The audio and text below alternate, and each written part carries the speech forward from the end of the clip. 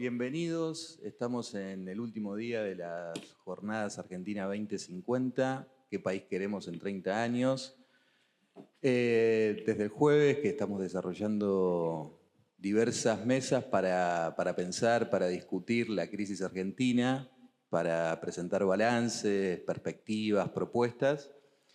Y en ese sentido, la mesa que tenemos hoy trata sobre una cuestión central por la cantidad de problemas y cuestiones a pensar que condensa, que le hemos puesto el nombre de El Conurbano, Diagnósticos y Propuestas. Y para eso contamos con la presencia, por un lado, de Guillermo Galiano y Diego Flores, los dos integrantes del proyecto Walking Conurban, y Nicolás Villanova, doctor en Historia, ex becario de CONICET, integrante del CEIX y de Razón y Revolución y Vía Socialista. Y Martín Pesarini, licenciado en Sociología, investigador del CEIX, militante de Razón y Revolución y Vía Socialista también. La idea es que cada uno tenga 15 minutos de exposición, después abrimos para preguntas, intervenciones y hacemos una nueva ronda de intervención. Arranca Nicolás Villanova. Bueno, buen día a todos, a todas. Muchas gracias por estar acá, los panelistas. Yo esta vez, a diferencia de otras mesas, ya estuve en otras mesas de desocupación, de vivienda, de problemas de la Argentina en general. Esta vez no traje para mostrar datos, algo que a mí me gusta mucho porque me especializo en estadísticas. Por lo tanto, si yo no muestro algún dato es como que algo me falta. Me siento como incompleto. Pero bueno, la idea es tratar de pensar una exposición que, como bien la mesa lo expresa, ya hemos estado hablando de algunas problemáticas del conurbano en una mesa que se desarrolló el jueves. Y a lo largo de diferentes mesas en estas jornadas, bueno, presenciándola, escuchando o estando desde el público, hemos presenciado, digamos, las más diversas temáticas acerca de, bueno, como la convocatoria dice, ¿qué país queremos desde hoy, de aquí a 30 años? ¿No? Y evidentemente la pregunta, y ya yendo a la exposición más específica, la pregunta nosotros en esta mesa la llevamos al mundo del conurbano, ¿no? Ese mundo que de alguna manera expresa o es un espejo de la Argentina toda. Es decir, si bien tiene sus particularidades y especificidades el conurbano, que ahora en algo vamos a ir detallando, de alguna manera expresa la situación general del país. Cuando digo que expresa la situación general del país, lo que estoy diciendo es el conurbano, al igual que todo el país,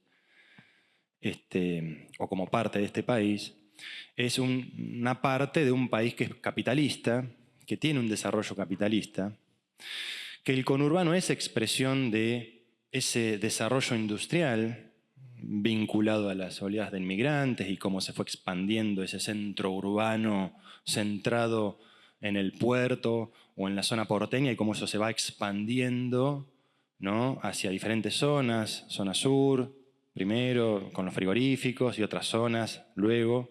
Y es esa idea de, bueno, cómo va creciendo la mancha urbana, suena muy feo, la verdad, pero digamos, los geógrafos o los urbanistas hablan de esa mancha urbana que va creciendo con el tiempo y que va acompañando el desarrollo del capitalismo en la medida en que la Argentina fue creciendo en términos industriales y ese cordón industrial se fue desarrollando a lo largo de todo el litoral y toda la zona del conurbano.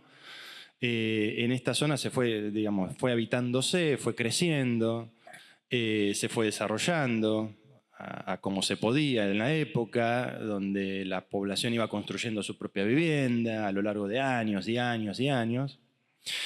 Y cuando vemos hoy qué pasa en el conurbano, lo que vemos es justamente un punto de llegada, podremos decirlo así, de ese proceso que en la Argentina, ese capitalismo que en algún momento floreció, aunque dependiendo del agro, y una serie de cuestiones que no vienen al caso de detallar acá, pero podemos profundizar.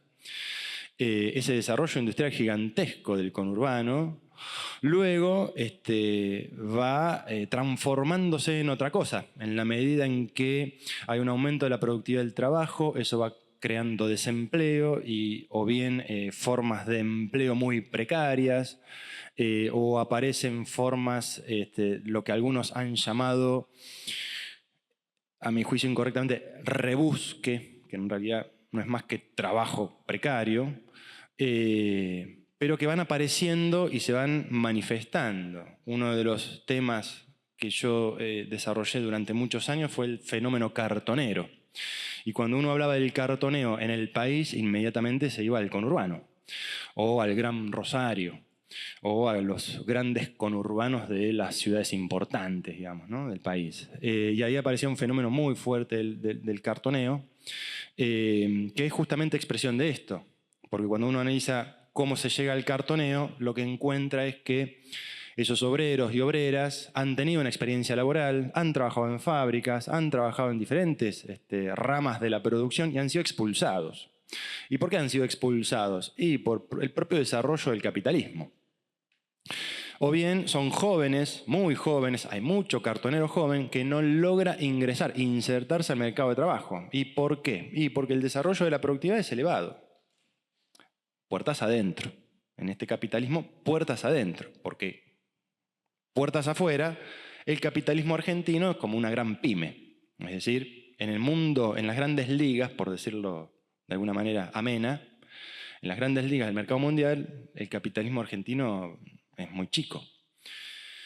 Entonces, luego de esta introducción, la idea de la exposición era, avísame cuando faltan 5 minutos, Robert.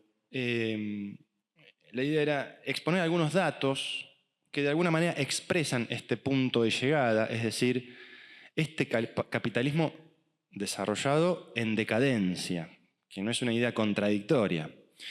Este capitalismo que no logra absorber al conjunto de la población, este capitalismo que no emplea o que emplea de manera muy precaria, y entonces tiene que aparecer el Estado para asistir, para dar planes sociales, o para emplear directamente, un empleo que es, en la mayoría de los casos, aunque no totalmente, improductivo, es decir, no produce valor, y por lo tanto son formas de empleo muy precaria que ocultan desempleo, desempleo real, es decir, desempleo en el sentido marxista del término, es decir, desocupación para el capital. Dicho de otra manera, el capitalismo argentino no logra absorber al conjunto de la población y por eso tenemos los problemas que tenemos. El conurbano expresa de alguna manera esto y lo potencia.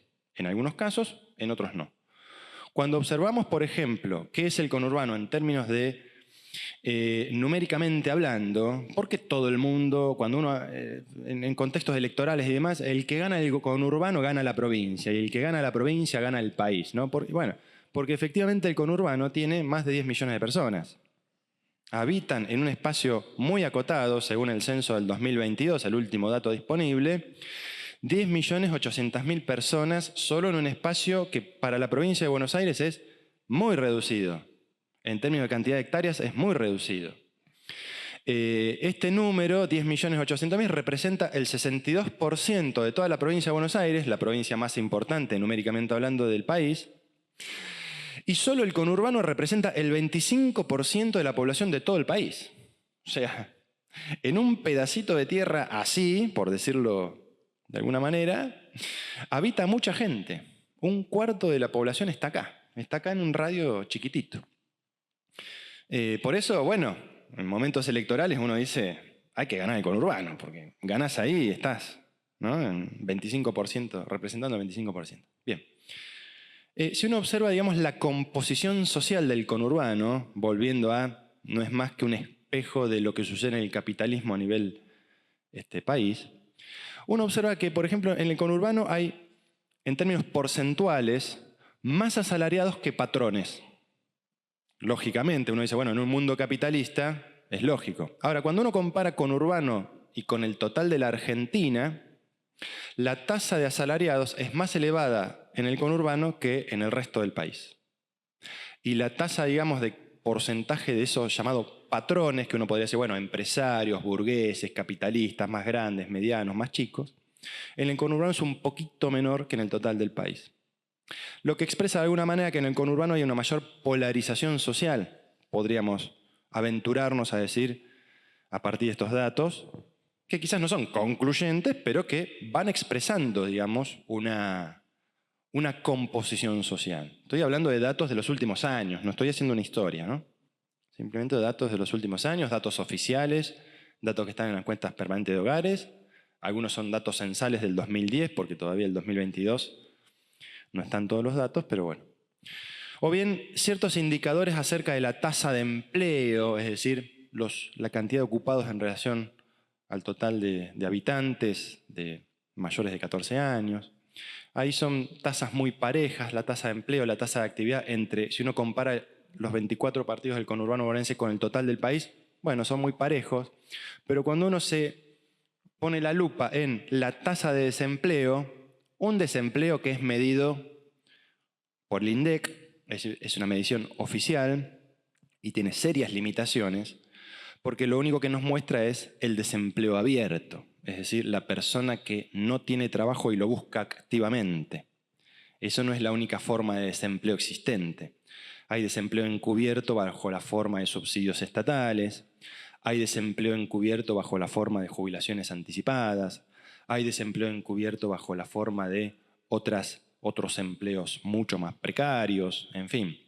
Si uno tuviera que medir la tasa de desempleo real, probablemente esa suma triplique o cuadriplique a las cifras de desempleo oficial. Mediciones que hemos hecho nosotros y que nos dan como resultado que el desempleo más realista, por decirlo de alguna manera, y tomando otros criterios distintos, sería más o menos del 30-35% en el conurbano y en el total del país. Cuando uno observa la tasa de desempleo medida oficialmente, como les decía antes, en el conurbano es un poco más elevada, 2 puntos, 3 puntos, 4 puntos, en algunos casos, incluso en algunos momentos de crisis más elevada respecto del total del país. Y lo mismo ocurre cuando uno suma la tasa de desempleo oficial, siempre media oficial, con esa otra tasa de subocupación, que son personas que trabajan menos de 35 horas por semana y que generalmente son empleos precarios. No digo todo porque también acá puede haber gerentes que trabajen menos horas y que no necesariamente son una fracción de la clase obrera más pobre, ni mucho menos, ¿no? Pero bueno, uno va viendo como este panorama, ¿no? El conurbano, a través de los datos, que son datos cuantitativos y que pierden de vista muchas veces lo cualitativo, bueno, va viendo que el conurbano, de alguna manera, es un espejo de la Argentina, sí, pero en ciertos casos se agudizan, en términos de empeoramiento de las condiciones, ¿no? Se agudizan ciertas cosas. Por ejemplo, hay más desempleo en el conurbano, cuando uno hace un corte por aglomerado, que en el total del país. Quizás haya menos desempleo que en otros aglomerados, por ejemplo, en el aglomerado de Gran Resistencia, Chaco, y sí, o que en Formosa, y sí. Pero no deja de ser un dato importante, insisto, en un espacio geográfico donde habita un cuarto del país, ¿no? Eso es un dato importante, porque vamos a ver más adelante, cuando veamos el problema de la vivienda, que efectivamente en conurbano la situación está bastante complicada en términos de problemática de vivienda. Si uno observa la tasa de empleo en negro, es decir, esa población que trabaja, que está ocupada, pero que no es registrada, es decir, que no le dan aportes a la jubilación y demás, el conurbano expresa una tasa más elevada que el total del país. Un poco más elevada, 2 puntos, 3 puntos, 4 puntos porcentuales en algunos años más complicados. En los últimos años se empareja un poquito. Claro, uno dice, bueno, pero en Concordia la situación es mucho peor. Sí. En el aglomerado de Chaco es peor, bueno, no, justo Chaco no, pero en otros sí, efectivamente. En las provincias del norte, sí. Pero bueno, el conurbano expresa como, otra vez, comparando con el total del país, un poquito más elevado, ¿no?, que el resto. Cuando uno observa la contención del Estado, es decir, con esta masa de desocupados gigantesca que excede por completo a las cifras que muestra el INDEC o las cifras oficiales. Cuando uno observa la asistencia del Estado, así como contiene el desempleo, la pobreza y demás, lo que observamos es que yo creía, cuando me fui a buscar este dato, creí que el empleo público iba a ser muy elevado en el conurbano y me encontré con un dato que no es tan elevado. Es decir, hay mucho empleo privado. En general siempre hay más empleo privado que público, pero hay ciertas provincias donde el empleo público es muy elevado. Las provincias del sur, las provincias del norte. Yo pensaba que el conurbano bonaerense, donde el peronismo gobierna hace muchísimos años, donde, que el empleo público era muy elevado, y no me encontré con ese panorama, me encontré con el que empleo público directo no es, está por debajo de los niveles del total del país y muy por debajo de provincias como Tierra del Fuego, como toda la Patagonia, como Chaco, como el norte, donde el empleo público muchísimo, ¿no? Ahora bien, ¿con qué nos encontramos cuando fuimos a buscar, por ejemplo, aquella población que recibe un plan de empleo? ¿Sí? Sí, un plan de empleo. Y nos encontramos con una población mucho más numerosa en términos de beneficiarios del plan de empleo sobre el total de habitantes, ¿no? Y ahí el conurbano crece notablemente. Dicho de otra manera, quizás no hay tanto empleo público directo. Por ejemplo, los docentes trabajan con 40, 50 alumnos. Y está como normalizado eso, está como naturalizado. Cuando uno da clases acá en Capital, por ahí no hay tanta cantidad de alumnos, salvo en algunas escuelas técnicas, en algunas privadas también. Pero hay escuelas donde uno da clases a 25, 26, las matrículas 30. En el conurbano, en La Matanza o en otros espacios nos encontramos con docentes que dan clase a 40, 50 personas, con todo lo que eso significa. Entonces, ¿qué está expresando, digamos, quedan 5 minutos, qué va expresando esta situación? Bueno, una situación muy terrible para la población que habita esta zona llamada conurbano. Y si muy brevemente nos adentráramos al problema de la vivienda, nos encontramos con que efectivamente otra vez en el conurbano aparece una masa de problemas gigantesco en torno a la vivienda, al hábitat y a la zona donde se reside. Siempre hablando de datos estadísticos, ¿no?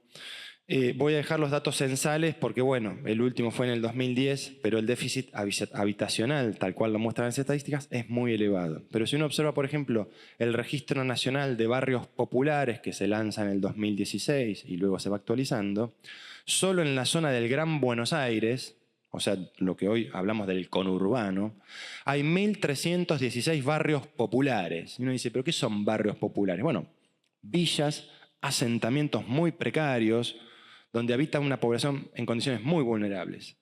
¿Cuántas familias habitan? 430.000 familias, lo que se estima en 1.800.000 personas, donde más del 90% de esa población carece de los servicios más elementales. Servicio de red cloacal, servicio de agua potable, servicio de gas natural, etcétera, etcétera.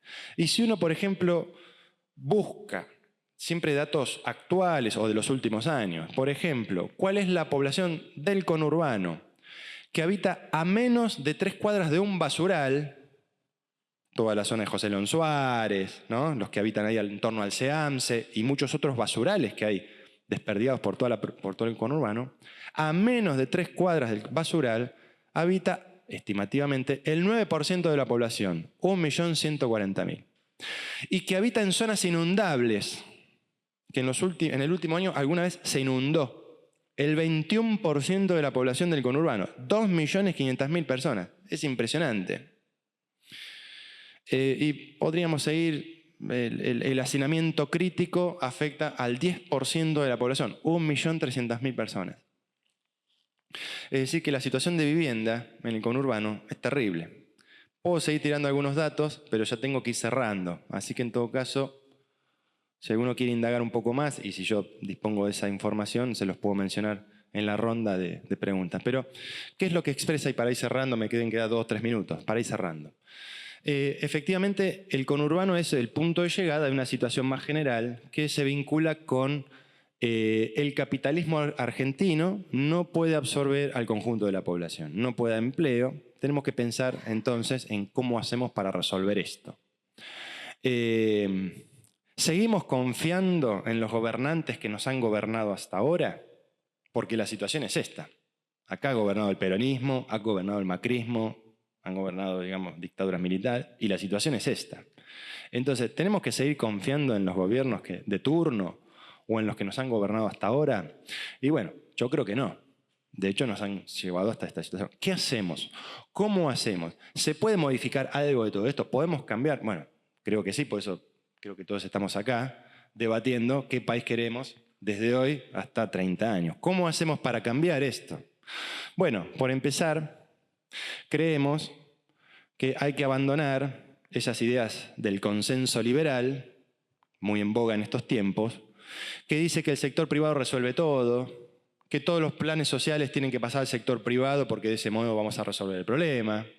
Bueno, eso ya existe. Desde el año 2006 se llama Programa de Inserción Laboral, desde el 2006. Después cambió de nombre, pero es el mismo. Y eso ha fracasado. Es decir, el sector privado registrado no está empleando población, está estancado. ¿Sí? Entonces, ¿puede resolver el sector privado el problema del empleo? No, ni del conurbano ni de la Argentina. ¿Qué hacemos entonces en el conurbano? ¿Cómo hacemos para salir adelante? Y bueno, tenemos que romper, obviamente, con ese consenso y darle un lugar central al Estado.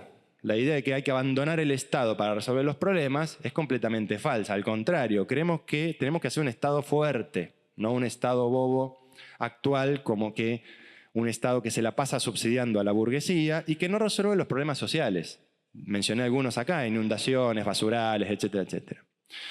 Entonces, ¿cómo hacemos? Bueno, un Estado, un plan de empleo, es decir, no un plan con contraprestación laboral tal cual lo conocemos hoy. No, un Estado que produzca empresas estatales, que dé empleo a 1 millón de personas, 1,5 millones, con salarios de convenio, donde el Estado produzca. El Estado se transforma en un Estado productor, no en un Estado subsidiario como lo es ahora.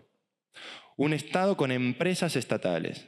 Obviamente uno puede decir, bueno, pero ¿qué hacemos con las pymes que más o menos funcionan? Bueno, una economía mixta. Si algo funciona bien, que siga funcionando. Si algo no funciona bien, como el conjunto de las pymes, o como la mayoría de las pymes, que en buena medida son las mayores empleadoras en negro, las más negreras, y entonces lo primero que habrá que decirle a las pymes es, bueno, por empezar, blanqueen a todos los obreros y obreras. Y en segundo lugar, si no pueden hacerlo y si no pueden elevar la productividad del trabajo, bueno, entonces habrá que construir una economía mixta. Y si no, el Estado se tendrá que hacer cargo. Mismo para la vivienda, un plan masivo de construcción de viviendas que resuelva el problema de la vivienda de toda la población, que en el conurbano es muchísima, afecta a millones de personas. Ayer discutíamos en otra mesa y me decían, no, el problema no es de vivienda. El problema es que hay que mejorar la urbanización, hay que resolver... Sí, eso hay que resolverlo, efectivamente, pero también hay un problema de déficit de vivienda. Por lo tanto, el Estado tiene que construir viviendas. Y eso solo lo puede hacer el Estado. Si se lo damos al sector privado, eso ya ha fracasado. Y el Estado tal cual lo conocemos ahora, en parte también ha fracasado, porque quienes gobernaron hasta ahora han sido un fracaso, han sido parte de ese fracaso. Cuando uno observa toda la política habitacional de construcción de viviendas, los créditos del Procrear, bueno, eso ha fracasado porque el problema de la vivienda no se resolvió. ¿Mejoró a una parte de la población? Probablemente sí, pero nunca alcanza. Siempre la demanda de viviendas es mayor que lo que se ofrece, del sector privado y del sector estatal, al menos los proyectos que han existido hasta ahora. Conclusión, y con esto termino, me parece que para pensar el conurbano hoy, al menos en este estado de situación, y haciendo un diagnóstico muy rápido y breve, tenemos que pensar cómo hacemos para empezar a construir el resurgimiento del conurbano. Porque alguna vez fue otra cosa. Pero eso que fue alguna vez otra cosa, hoy ya no es. Y eso que hoy ya no es, fue acompañando toda esa degradación y toda esa descomposición de este sistema social que en la Argentina y el conurbano se llama capitalismo. Por lo tanto, me parece que para pensar el resurgir del conurbano, lo primero que tenemos que pensar es cómo resolver el problema del empleo, cómo le damos una centralidad al Estado y cómo pensamos el sujeto. Es decir, si hasta ahora nos ha gobernado y dirigido ese sujeto llamado burguesía y no ha resuelto los problemas sociales, o sea, los problemas del conjunto de la población, Me parece que hoy tenemos que pensar en cambiar ese sujeto y empezar a pensar en el sujeto obrero que tome esta sociedad, que tome el destino de esta sociedad en sus manos y que solo así podremos resolver el problema o los problemas del conjunto de la población. Bueno, muchas gracias. Perdón si me excedí con el tiempo.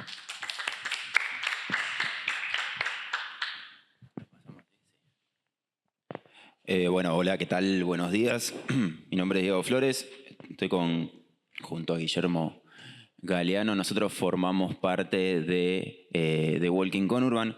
Básicamente intervenimos en las redes sociales, en distintas redes sociales, contando un poco o dando una perspectiva de lo que nosotros creemos que es el conurbano, muchas veces cuestiones que no se abordan, que no se cuentan y demás. Ese proyecto que se inició en redes mutó a intervenciones como en las que estamos ahora, así que un poco hace un tiempo dedicamos buena parte de nuestro tiempo a esto. Quiero aclarar que un poco este preludio es para contar que nosotros somos dos charlatanes, digamos que ese argumento nos exime un poco de alguna cosa que podamos decir acá junto a compañeros que están hiper formados y demás, pero sí nos interesaba abordar un par de cuestiones que quizás algunas intenten explicar los datos que recién daba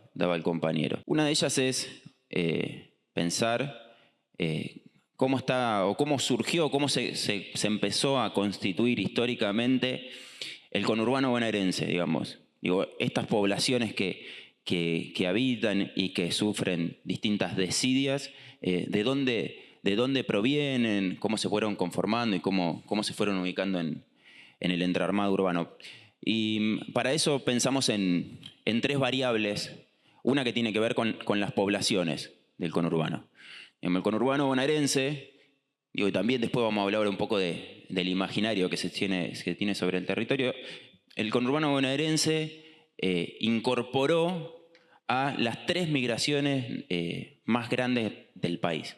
Digo, la migración transoceánica, la migración de abuelos y abuelas que venían de Europa con perspectivas de mejorar sus condiciones de vida, no encontraban en un principio vivienda, trabajo y asilo en la capital federal porque ya se había encarecido, por dos variables, digamos, ya se había encarecido sus tierras y por otro lado porque las industrias, las pocas industrias que había ya empezaban a correrse lentamente hacia lo que era el conurbano que todavía no era nombrado, ¿no? Digo, siempre hablamos, digo, Barracas al sur es Avellaneda, digamos, no tenía ni siquiera un nombre propio. Pero digamos, ahí hay un principio que es la población transoceánica viene y se asienta en el conurbano y, como también decía el compañero, digo, muchas veces el Estado no daba respuesta inmediata, con lo cual el armado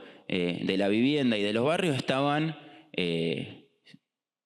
a cargo de los vecinos, de la voluntad o la buena voluntad de los vecinos y vecinas que se acomodaban como podían al territorio. En una segunda instancia tiene que ver con la migración de lo que se conoce como el interior del país. Digamos, hacia la década del 20 y del 30, con el cambio de matriz productiva, digamos, del modelo agro hacia lo que fue el inicio de la sustitución de importaciones, la gente que no encuentra más trabajo viene al conurbano bonaerense de nuevo a buscar una mejora en sus condiciones de vida. Y no solo eso, sino que ya hacia la década del 60, 70 y 90 se incorpora la población de los países limítrofes, que de nuevo se asientan en su mayor caudal en el conurbano bonaerense. Entonces digo, como una primer variable, ahí tenemos a tres poblaciones distintas que se suman a las que ya pertenecían y vivían en el conurbano bonaerense. Muchas veces hablamos de estos saltos de densidad demográfica porque parte de las explicaciones de la falta de estructura en el conurbano muchas veces tienen que ver con eso. Digo, nosotros siempre hablamos de un dato de Florencio Varela. Florencio Varela duplica su población en 10 años. Pasa de 100.000 habitantes a 180.000 habitantes. El presupuesto es el mismo. Digo, hay que incorporar cloaca, vivienda, a el doble cantidad de personas con el mismo presupuesto. Seguramente después Guillermo va a hablar un poco de la relación de coparticipación entre el conurbano, las provincias y demás. Pero digo, ahí tenemos una cuestión clave para empezar a entender estas fallas estructurales. Otra de las cuestiones que solemos abordar y que explican un poco el nacimiento del conurbano, tiene que ver con el ferrocarril. Sin ferrocarril, sin el desarrollo del ferrocarril, es difícil que esa población que llegaba al conurbano bonaerense pueda moverse en el interior del espacio.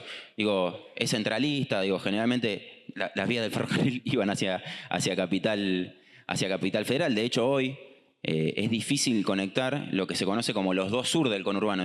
Si querés ir de Berazategui a Lanús, tenés que acercarte casi hasta Capital y después volver hacia Lanús y se dificulta esa movilidad. Y además, esto de decir que el tren era privativo para las clases populares hasta la década del 40 aproximadamente. El desarrollo del primer tramo urbano del ferrocarril está vinculado con zona norte, que era para que las clases dominantes puedan ir a hacer el fin de semana de weekend inglés a zona norte. Eso explica un poco la fisonomía también de ciertos lugares del conurbano bonaerense. Y por último, como tercer variable para explicar la conformación del conurbano, tiene que ver con cuando Capital Federal se limita geográficamente, cuando dice hasta acá.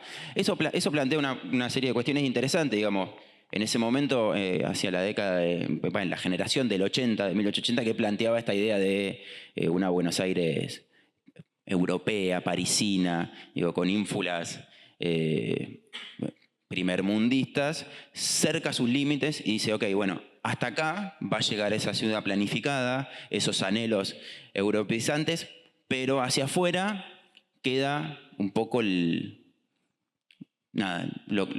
que podría ser la no planificación, lo no pensado. Y eso genera una tensión, la relación entre conurbano y Cava es simbiótica, El conurbano se explica por Cava, porque lo circunda, y por esta cuestión por varias, pero por esta cuestión que tiene que ver con la limitación. Y hay un límite taxativo que es la General Paz. La General Paz es el límite taxativo geográfico y simbólico del inicio o del fin del conurbano bonaerense. Porque también, pensar dónde empieza y dónde termina el conurbano es una cuestión de perspectiva. Entonces esas tres variables creemos que dan una primera aproximación a cómo se comienza a armar el conurbano bonaerense.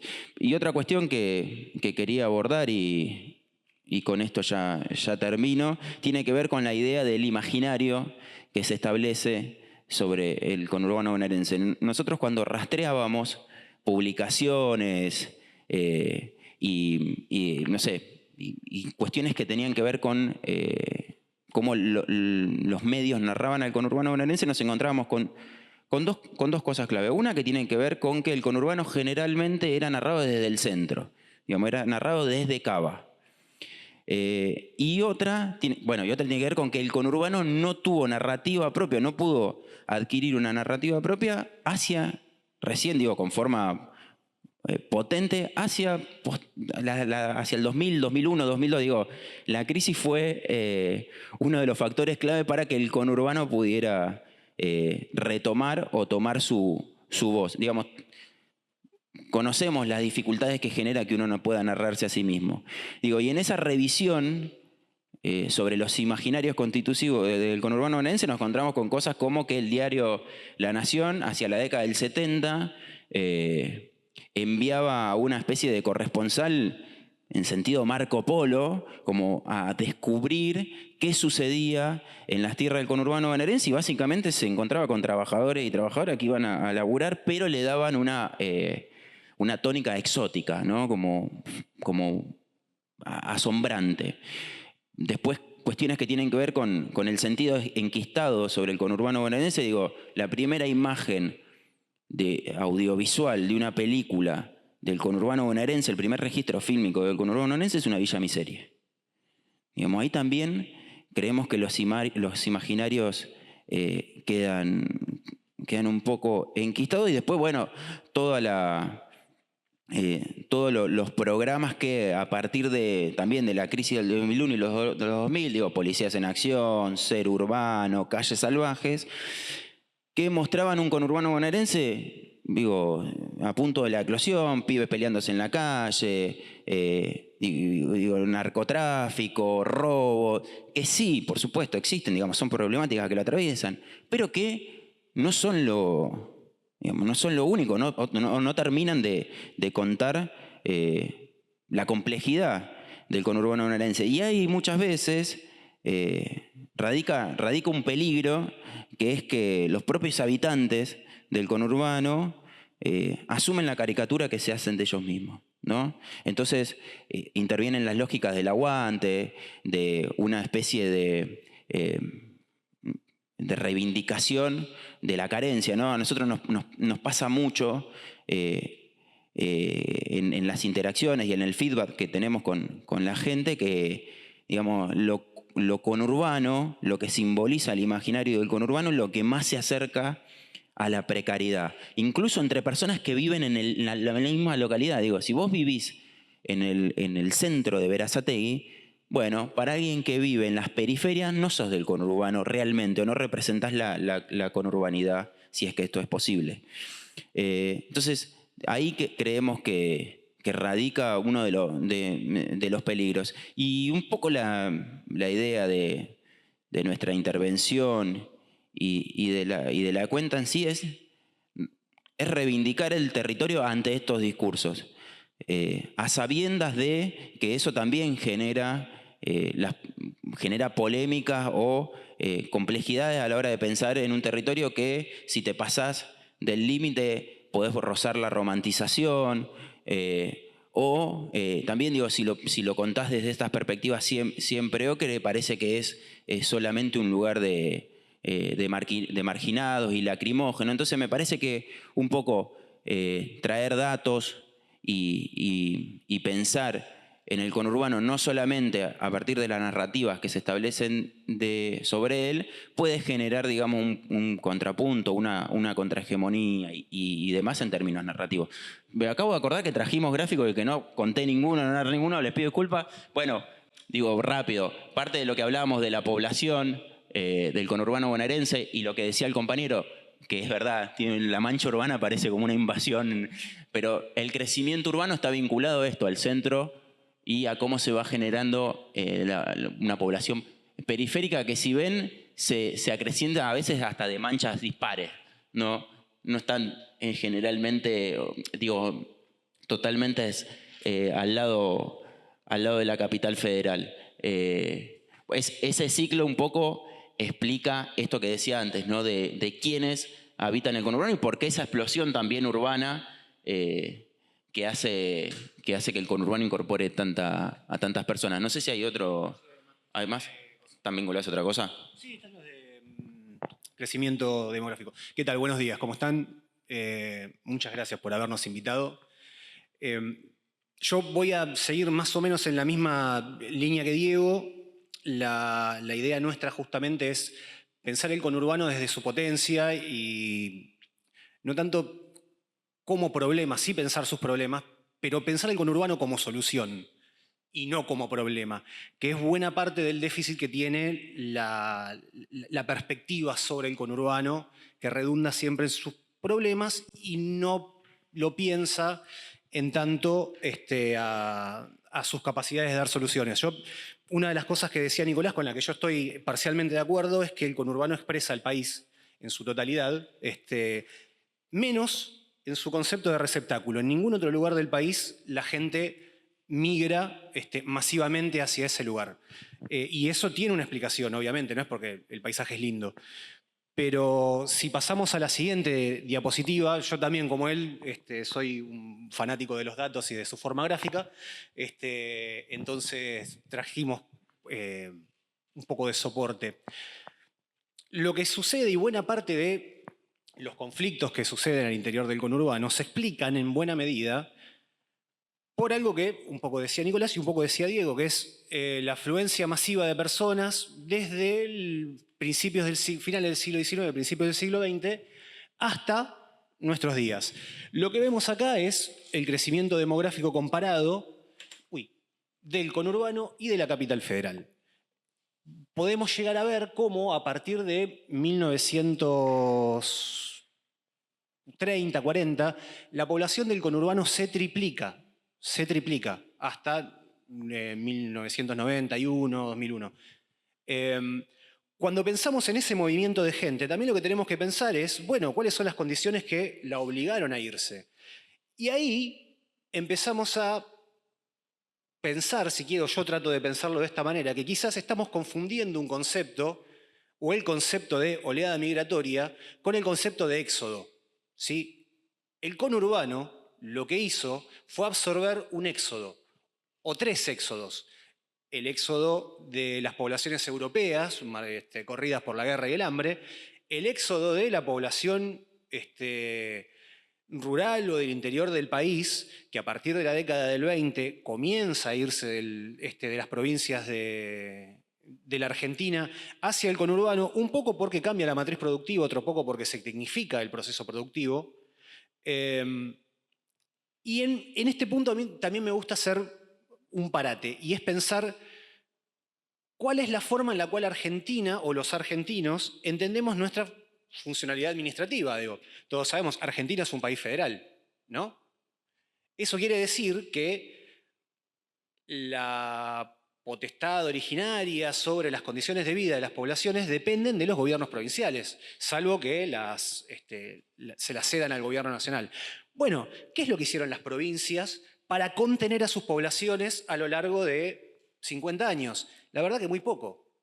¿Cambiaron las matrices productivas de las provincias argentinas en gran escala? No. Uno de los datos que hablaba Nicolás, el porcentaje de empleo público que hay en las provincias del norte y del sur del país, se explica en buena medida porque sus estructuras productivas son muy poco diversificadas. Entonces, trabajás en el campo, trabajás en la ciudad, tenés un pequeño empleo o te vas. Y eso es lo que han hecho las provincias argentinas. Han expulsado gente constantemente. Y el concepto de federalismo de repente pasa por el lado de, bueno, somos todos muy federales a la hora de las reivindicaciones, pero muy unitarios a la hora de las responsabilidades. ¿Sí? ¿Quién se tiene que hacer cargo de todo esto? Yo no, otro. Bueno, de esto se hizo cargo el conurbano. ¿Sí? El crecimiento que vemos acá es la expresión del haberse hecho cargo, recibiendo a la gente y en buena medida relegando los recursos. Lo que decía Diego. La población se duplica, ahora los recursos son los mismos y en el medio la forma de coparticipar cambia.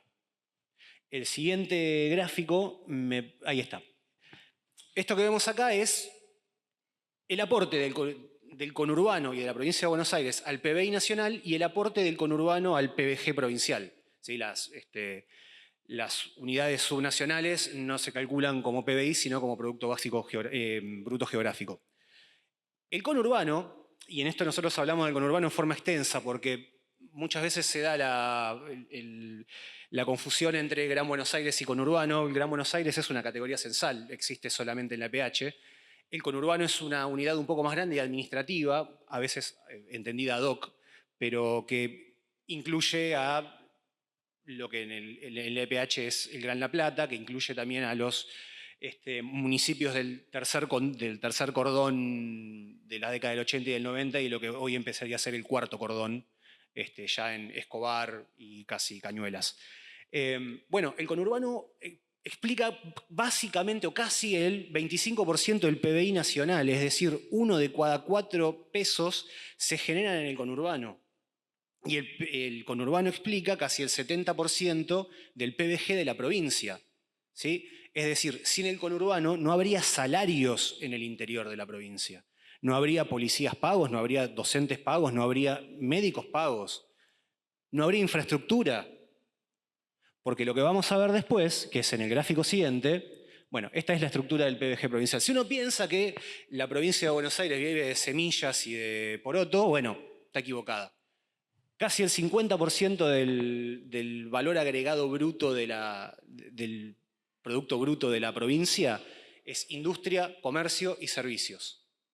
Recién después viene la producción agropecuaria y si uno también miraría o viese la estructura impositiva o los ingresos impositivos al Tesoro Nacional, los derechos de exportación son una parte exigua de lo que queda en el país. La riqueza viene de otro lado, no viene del campo. Sí vienen los dólares, eso es cierto. Ahora, la riqueza no viene de abajo de la tierra.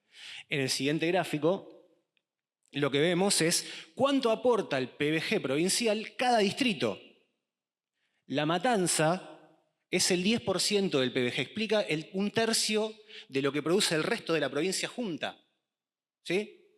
El conurbano, bueno, es la parte que está siempre más oscura, ¿no? Para hacer un chiste tonto, pero, digamos, la riqueza de la provincia viene de acá. Viene de acá, viene de La Matanza. Viene del cordón industrial de San Martín, del Rust Belt, del conurbano. Ahora, la inversión la vamos a ver en la próxima diapositiva, que es ese PBG per cápita. Y ahí vemos cómo el conurbano está casi en blanco. Y en la zona núcleo de la pampa húmeda, bueno, como si acá no picáramos el suelo y hubiese pampa húmeda, ¿no? Pero en el interior del país, ese PBG per cápita crece sustancialmente. Entonces, ahí empezamos a ver un poco de cuál es la explicación de por qué tanta gente vive en un espacio tan chiquito y además está tan pauperizada. Bueno, la riqueza obviamente se reparte mal, en un sistema capitalista obviamente se reparte mal, pero además, en la provincia de Buenos Aires, en general con respecto del país, y en el conurbano en particular, lo que sucede es que hay una distribución muy inequitativa de esa riqueza. En la siguiente diapo, estos son las empresas exportadoras. Bueno, esto venía como a colación de la idea de la riqueza de la Argentina es todavía el modelo exportador. Bueno, buena parte de las empresas exportadoras están en el conurbano, no en el interior del país, donde sí está la tierra de la que salen cosas, pero la comercialización no pasa por el interior del país. Pero bueno, volviendo a lo anterior, lo que sí vemos es que esa distribución inequitativa explica buena parte de las problemáticas que se nombraron antes y oculta esto que estábamos hablando recién. Bueno, ¿cuál es el aporte del conurbano al país? Yo no lo quiero decir con palabras tan gravosas, pero en buena medida el funcionamiento de este país se sostiene por esa distribución inequitativa de la riqueza, porque quienes la producen en buena medida, que son el conurbano, reciben muy poco de eso o la reciben en cuentagotas y de otra forma. Sí es cierto, como decía Nicolás, que el conurbano expresa al país en términos de ese locus de crisis, ¿no? Cuando se habla de crisis se piensa en el conurbano y cuando se piensa en el conurbano se piensa en La Matanza muchas veces. Ahora, yo en general estas cosas las trato de cerrar con esto.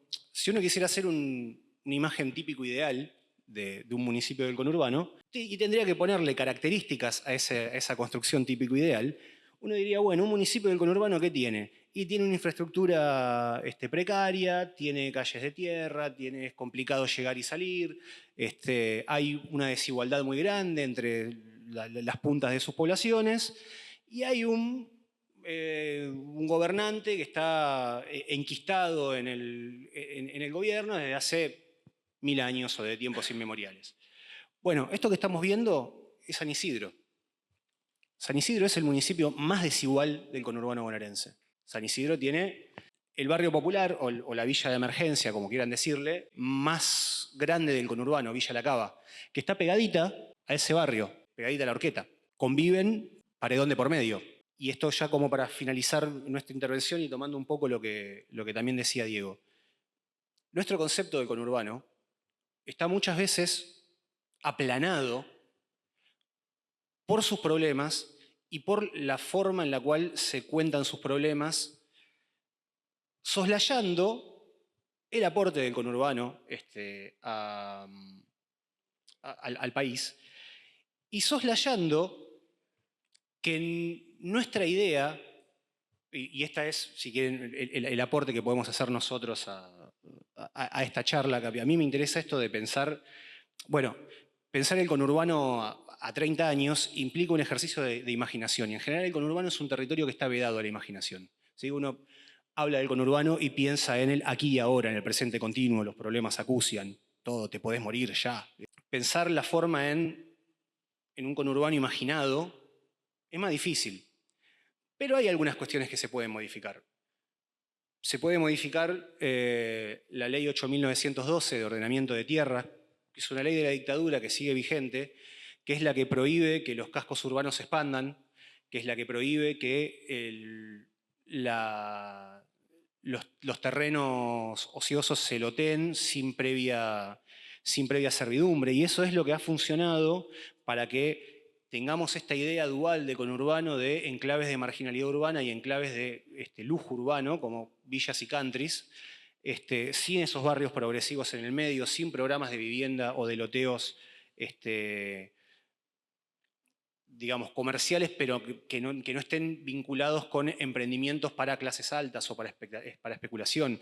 Es lo que hizo que los cascos urbanos se densifiquen en altura y eso contribuye a la lógica especulativa sobre el metro cuadrado, y eso es lo que ha hecho que los metros cuadrados se encarezcan, que el alquiler se encarezca y que la gente tenga que emigrar cada vez más de los centros de las ciudades hacia las zonas periféricas, y eso también genera uno de los problemas más importantes que hay en el conurbano, del que se suele mencionar muy poquito, que es el mismatch espacial, que es la no coincidencia entre el lugar donde uno vive y el lugar donde la actividad te organiza la vida. ¿Sí? En nuestras vidas adultas hay dos cosas que más o menos te organizan la vida: ¿dónde trabajás o dónde estudias? Bueno, cuanto más lejos estás vos del lugar de trabajo, más plata tenés que gastar para llegar a tu lugar de trabajo, más tiempo tenés que estar en la calle, más cansado estás, más agobiado estás en términos económicos, en términos cívicos, en términos físicos, si se quiere. Tenés que estar viajando 4 o 5 horas por día para trabajar 8 o 9 o más, dependiendo. Y quien no puede hacer eso se tiene que resignar a lo que la cercanía provee, que son en general empleos precarios, que son empleos de salarios más bajos, que si uno esto además lo piensa, quizás no es mi métier, pero desde una perspectiva de género, por ejemplo, a las mujeres, a las que además de las necesidades de trabajo les recaen las obligaciones reproductivas del hogar, si vos no podés dejar a tus pibes 16 horas, tenés que trabajar cerca. Tenés que trabajar por un salario sin cargas sociales, sin beneficios, con peores salarios. Bueno, digo, todo eso aplica y explica un poco cuál es la realidad del conurbano, pero siempre hay que tener en cuenta que ese conurbano, que muchas veces, no acá porque nuestra intención no es mala, pero sí que es tan agraviado y tan denostado, fue el principal receptáculo del éxodo argentino y del éxodo latinoamericano, por lo menos de los países limítrofes. Fue el lugar a donde fueron a vivir, a encontrar condiciones mejores de vida, porque posta, vivir incluso cerca de una canilla colectiva es mejor que vivir en la provincia de La Rioja, donde la forma de distribución del agua seguía siendo la de las Mercedes Reales de 1700. ¿Sí? Y curiosamente, esta idea de pensar al conurbano como solución no se nos ocurrió a nosotros, sino que se le ocurrió a alguien que fue gobernador de Tucumán en la década del 60, Lázaro Barbieri, que en el contexto del cierre de los ingenios azucareros dijo algo así como que, bueno, ahora que cerraron los ingenios, la mitad de Tucumán se la van a tener que disputar o se la van a tener que hacer cargo las provincias del norte, Salta y Jujuy, y el resto se va a hacer cargo Buenos Aires, que ya está acostumbrada a recibir escombros. En 5 años la población de Tucumán se redujo un 25%. 250.000 personas fueron a vivir al conurbano. Bueno, esa es la potencia del conurbano.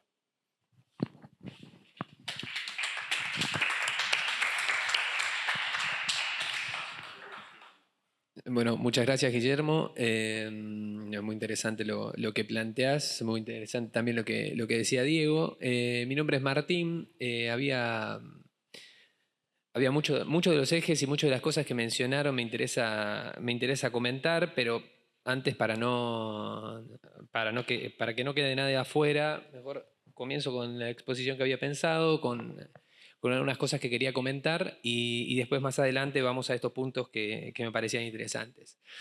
Efectivamente, como dijo Nicolás, el conurbano y el país, el conjunto del país tienen problemas comunes y en algún punto el conurbano expresa muchas de esas problemáticas, a veces de manera más agravada, a veces no, pero efectivamente muchos de los problemas sociales, políticos y económicos que nosotros encontramos en el conurbano también los vemos en otras provincias argentinas. Es cierto lo que señalaba Guillermo, que en algún punto el conurbano históricamente se ha constituido en un receptáculo de población. Eso, visto desde cierta perspectiva, es un problema, visto desde otra perspectiva, no necesariamente lo es. Para que lo pensemos, ahora vamos a hablar de eso. Una de las preguntas que disparaba nuestra preocupación acerca del conurbano era, bueno, ¿cómo puede ser que una zona, una región geográfica del país que en un momento se caracterizó por concentrar el tejido industrial de la nación, por concentrar las fábricas tal vez más importantes, hoy es otra cosa? ¿Cómo puede ser que el conurbano hoy está atravesada desde hace décadas por un proceso de decadencia y de degradación de las condiciones de vida que, como dije, lo vemos en otras provincias, pero que también se manifiestan de manera muy palpable en las distintas localidades y partidos que conocemos de la provincia y que rodean a la capital federal? Desde esa pregunta, nosotros también nos preguntábamos, bueno, ¿qué podríamos hacer desde un gobierno socialista? Eso no necesariamente es un ejercicio de imaginación, si por imaginación se entiende un ejercicio de imaginación sin fundamentos, ¿no? Nosotros creemos que existen propuestas concretas que efectivamente podrían revertir esa situación, que podrían revertir las condiciones de vida de la población, y que nosotros llamaríamos como un renacer del conurbano. ¿Qué podríamos hacer para que el conurbano sea otra cosa? Que en parte es lo que mencionó Nicolás, no para que vuelva a ser lo que alguna vez fue, sino para que sea algo mejor de lo que es ahora, incluso mejor de lo que fue en otro momento. Bien, entonces, para responder a esa pregunta, nosotros consideramos que hay dos pilares o dos cuestiones importantes que nos podrían ayudar a resolver ese problema. Uno es la planificación de la economía, el desarrollo de la industria, sobre la base de una mayor intervención estatal, que es lo que Nicolás decía hacia el final de su exposición. ¿Qué puede hacer un gobierno socialista mediante la intervención estatal para que la economía del conurbano y la del país todo resurja y sobre esa base podamos ofrecerle mejores condiciones de vida a la población? Bueno, con ese problema sobre la mesa, nosotros, con esa caracterización general o con esa orientación general, uno dice, bueno, muy bien, hay que planificar la economía, hay que desarrollar la industria, el Estado tiene que intervenir de manera más intensa para mejorar las condiciones de vida de la población. Bueno, pero ¿qué hacemos? Si hoy fuéramos gobierno, si tuviéramos que, efectivamente, el gobierno en nuestras manos y tendríamos que hacer algo para comenzar. Bueno, ese ejercicio a nosotros nos hace pensar en cuestiones muy específicas y muy concretas para ver efectivamente cómo solucionamos problemas prácticos que tengan resultados en términos de mediano y corto plazo. ¿Se entiende? Para eso lo que hicimos fue analizar o empezar a examinar algunos puntos concretos de la economía y algunas políticas públicas que se vienen desarrollando desde distintos gobiernos nacionales, provinciales, municipales, no solamente en el conurbano, sino también en el conjunto del país. Y bien, una de esas políticas que a nosotros nos interesaba, porque consideramos que es uno de los ejes de este resurgir del conurbano, renacer del conurbano, son los parques industriales. La política de parques industriales que se viene impulsando en las últimas 2 décadas de parte del gobierno nacional, de parte de los gobiernos provinciales y de parte de los gobiernos municipales. Digo gobiernos municipales y gobiernos provinciales porque de vuelta es una política que tiene asiento en el conurbano, que es muy que se ha visto y se ha, ¿cómo se dice? Se le ha difundido, se le ha publicado, se le ha publicitado en los últimos años en esta región en particular, pero también lo vemos en el conjunto de las provincias argentinas. ¿Por qué los parques industriales nos interesaban? Porque efectivamente los parques industriales pueden constituir una herramienta para planificar la economía nacional, ¿no? Para pensar otro tipo de economía para nuestro país que nos permita sobre esa base, sobre una economía más competitiva y más desarrollada, mejorar las condiciones de vida de la población.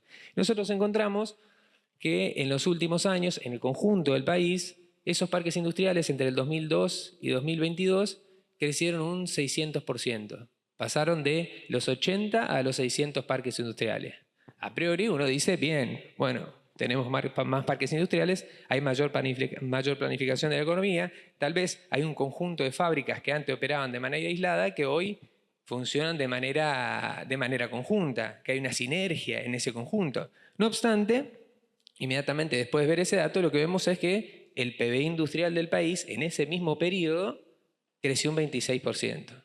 Entonces, bueno, ¿qué pasó ahí? ¿Qué pasa? Que los parques industriales se multiplican y que la industria nacional, que se supone que es el sector el que opera, el sector que se propone impulsar y desarrollar con los parques industriales, crece mucho menos. Es más, ese crecimiento, cuando uno ve en más detalle, se concentra en los primeros años de la década del 2000 y en los últimos 10 años está prácticamente estancado, cuando no registra alguna caída.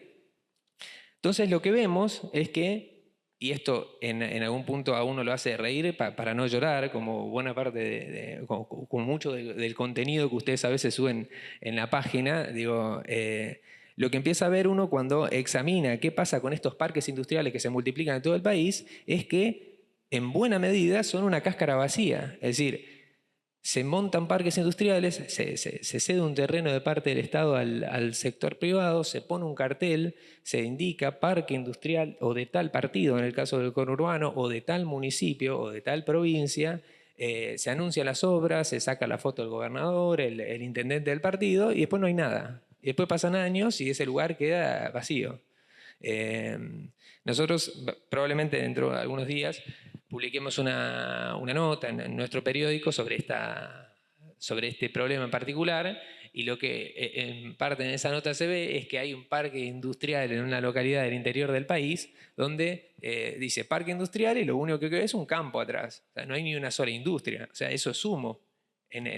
Como se le dice ahora, es una ficción. Digamos, ahí no hay ni una industria. Probablemente ya estén loteados o incluso algunos vendidos a algunos predios, pero pasan los años y la industria nunca se radica en esos lugares.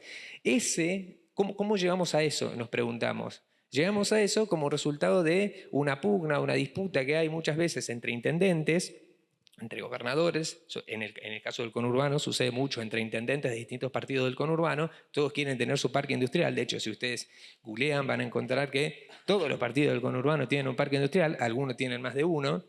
Por ejemplo, Berazategui, que es la capital nacional de los parques industriales, todos tienen su parque industrial y muchos de ellos están en esta situación. Son cáscaras, o sea, predios completamente vacíos o con una o dos industrias que en el fondo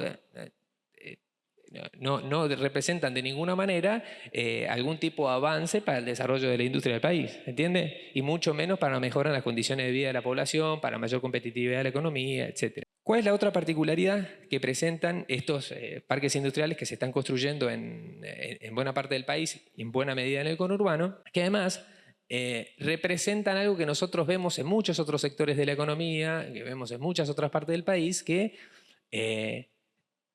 funcionan mediante la transferencia permanente de recursos del Estado hacia el sector privado. ¿Qué quiero decir con esto? Los parques industriales son hoy una vía de transferencia, una vía de subsidios del Estado a las empresas privadas, específicamente o más fuertemente a las industriales.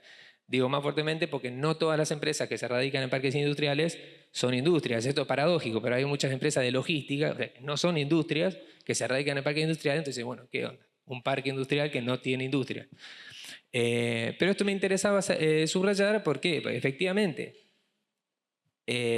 la clase dominante de nuestro país, es decir, la burguesía, eso que se llama muchas veces comunidad empresaria, subsiste y se sostiene a base de transferencias directas e indirectas que hace el Estado para que puedan funcionar. ¿Y cómo hacen los intendentes del conurbano y de muchas otras partes del país para que una empresa tome la decisión de radicarse en un parque industrial? Muchas veces no lo hace, pero muchas otras veces sí lo hace.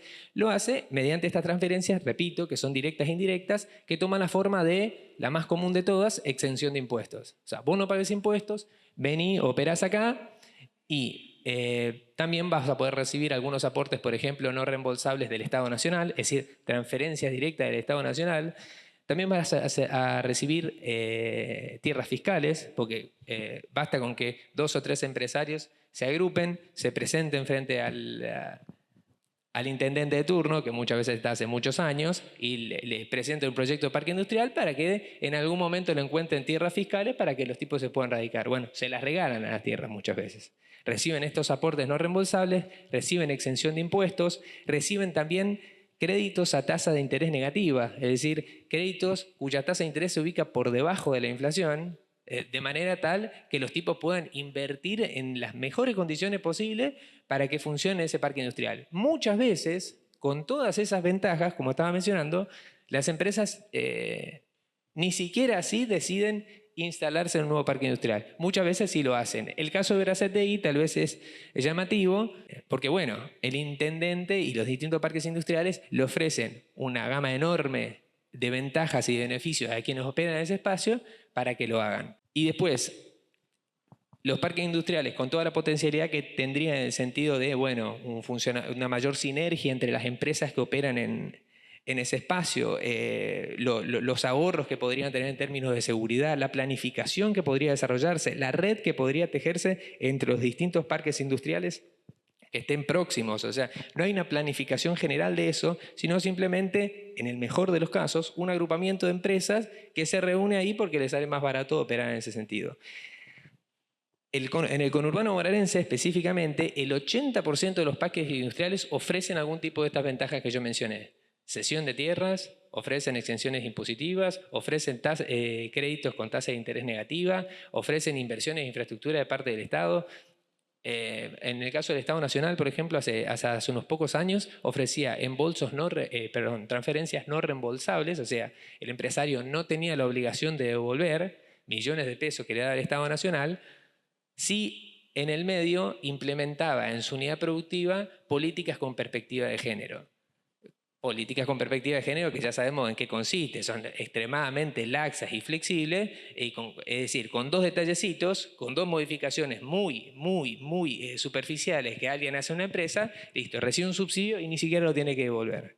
Bueno, eso es lo que vemos específicamente en relación con los parques industriales y la provincia de Buenos Aires en general es uno de los espacios en donde observamos este problema de cómo una herramienta que podría efectivamente funcionar para apuntalar la competitividad de la economía del país, para planificar la industria, planificar el desarrollo, termina convirtiéndose en esto, una sangría permanente para el Estado y al mismo tiempo operan de manera muy descentralizada que se convierte en lo opuesto a la planificación.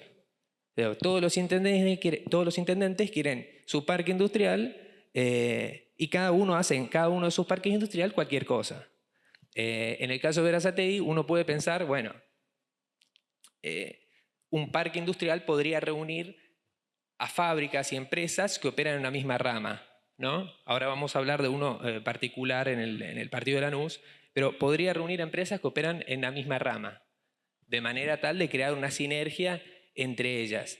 En cambio, cuando uno ve cuáles son efectivamente las empresas que se radican en esos predios, en el conurbano bonaerense, por ejemplo, en el caso de Verazategui, ve que hay empresas que producen tapas de empanada, otra que produce materiales de construcción, otra que produce cosméticos y otra caucho.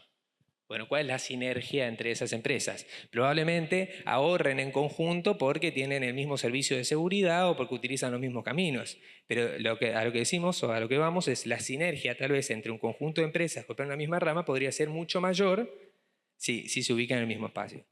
Después, ya que me queda poco tiempo, quería comentar brevemente otra de estas políticas que se viene implementando en la provincia de Buenos Aires, en particular en el partido de Lanús, que es el Parque Curtidor de Lanús, un proyecto que se viene desarrollando hace algunos años, que es, no sé si lo conocían, es un programa o un proyecto, mejor dicho, elaborado e impulsado por ACUMAR, que es la autoridad de la Cuenca Matanza-Riachuelo. Es una entidad descentralizada que funciona en la órbita del Estado Nacional, que consiste básicamente en la reunión de un conjunto de curtiembres que operan en el partido de Lanús, de 30 curtiembres que operan en el partido de Lanús. Aclaro que en el partido hay 60 curtiembres, pero solamente esto engloba 30. Las reúnen, las hacen operar en ese espacio y con el propósito de evitar o de moderar la contaminación que estas empresas generan en el riachuelo, que tradicionalmente arrojaban sus efluentes líquidos al río. Bueno, los reúnen en el parque industrial y le construyen una planta de tratamientos de efluentes líquidos industriales. Esa planta y toda esa infraestructura que se precisa para el parque la paga nuevamente el Estado. La paga con un crédito, en este caso del Banco Mundial, que después devuelve el Estado Nacional, cuyas arcas o cuyos fondos ya sabemos dónde provienen. Provienen de los impuestos que paga cualquier persona en cualquier punto del país. Es decir, de vuelta hay una transferencia directa del Estado al sector privado que no puede hacerse cargo de las consecuencias que tiene la actividad que lo enriquece. ¿Se entiende? Entonces, ahí tenemos un doble problema. Primero, que las empresas contaminan el río, en el caso de Matanza y Riachuelo, no se hacen cargo de su limpieza, lo hace el Estado, primer gasto que realiza el Estado, y después, como tampoco pueden hacerse cargo de todo el proceso de producción de cuero, porque solamente pueden producir el cuero, pero no el tratamiento de los efluentes adecuados para no contaminar el río, el Estado nuevamente tiene que salir a auxiliarlos, tiene que salir a tapar los problemas, y de vuelta, del gasto se hace cargo el Estado, de las ganancias se apropia únicamente las empresas. Nosotros, y ahora paso al último de los ejes que quería tocar y a las soluciones que nosotros proponemos para cada uno de estos puntos. Nosotros lo que decimos en ese caso primero es, número uno, sí, la idea de un parque industrial está bien. Hay que construir un parque industrial que reúna al conjunto de las curtiembres y que operen con una planta de tratamientos líquidos industriales que ofrezca el tratamiento, valga la redundancia, de los efluentes líquidos adecuado, para que no sigan contaminando el riachuelo. Ahora, si el Estado es el que pone los gastos, si el Estado es el que gasta, si el Estado es el que pone los fondos para que eso funcione, el Estado es el que tiene que apropiarse de esas ganancias, de las ganancias que genera esa actividad. Primero, no solamente debería abarcar a 30 de 60 curtiembres en la localidad, sino a 60. Es decir, debe abarcar al conjunto de la actividad de la producción de cuero de la provincia, y al mismo tiempo tendría que pensarse un proyecto similar para todas las actividades que son potencialmente contaminantes en la provincia y, claro está, en el país, si lo que estamos pensando es una Argentina socialista.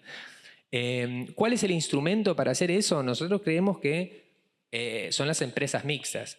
La actividad de la curtiembre en particular y muchas otras de la industria en general en nuestro país está caracterizada por la presencia enorme de pequeñas empresas, es decir, de empresas en este caso que solamente pueden producir cuero, pero no pueden ofrecer el tratamiento adecuado de sus efluentes industriales. Bueno, ¿cuál es la solución ahí? La constitución de empresas mixtas con participación mayoritaria del Estado, donde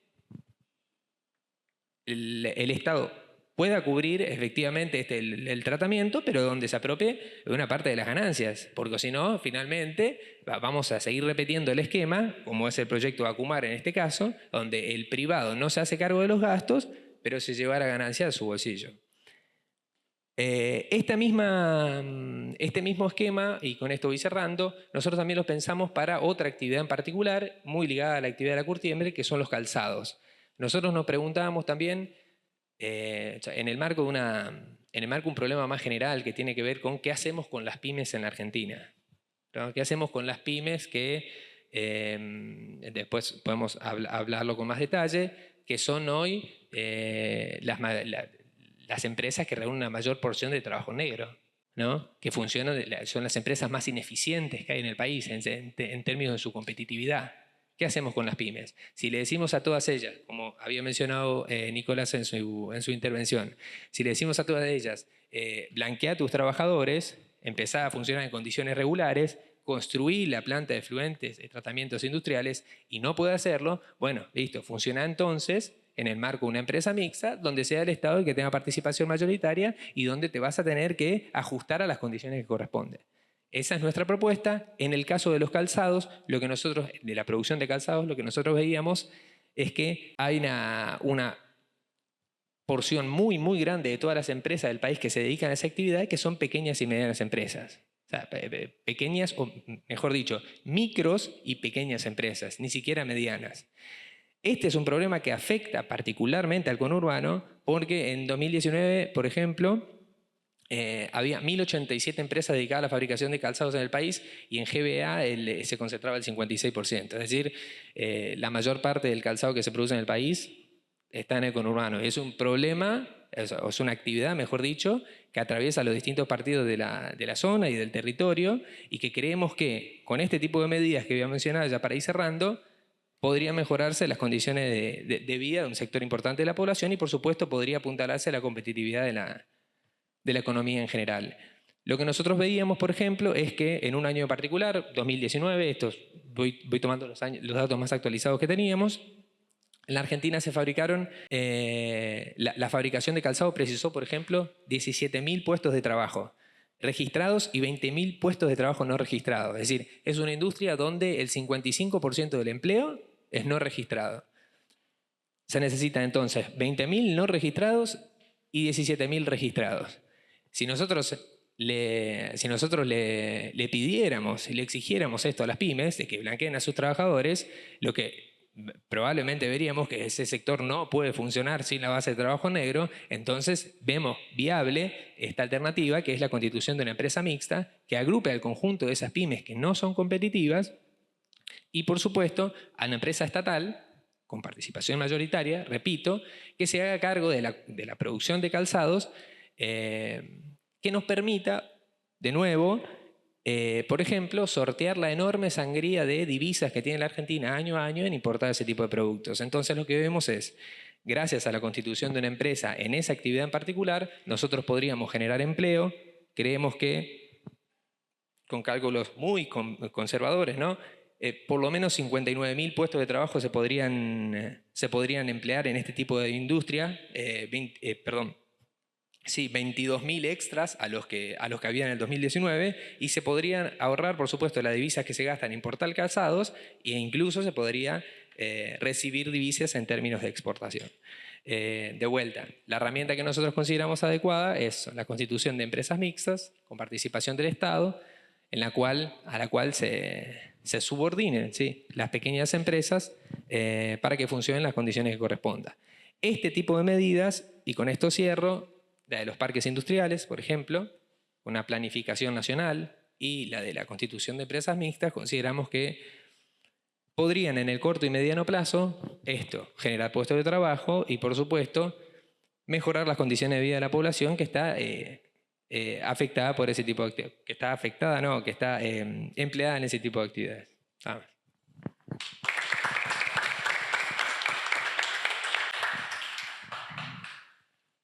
Bueno, muchas gracias a los cuatro, muy interesante. Está abierto ahora para quienes quieran hacer preguntas, comentarios. Hola, gracias.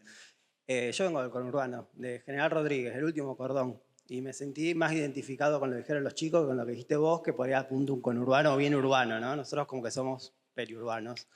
Y bueno, yo soy tercera generación, o sea que soy de la primera oleada inmigratoria después de la Primera Guerra Mundial.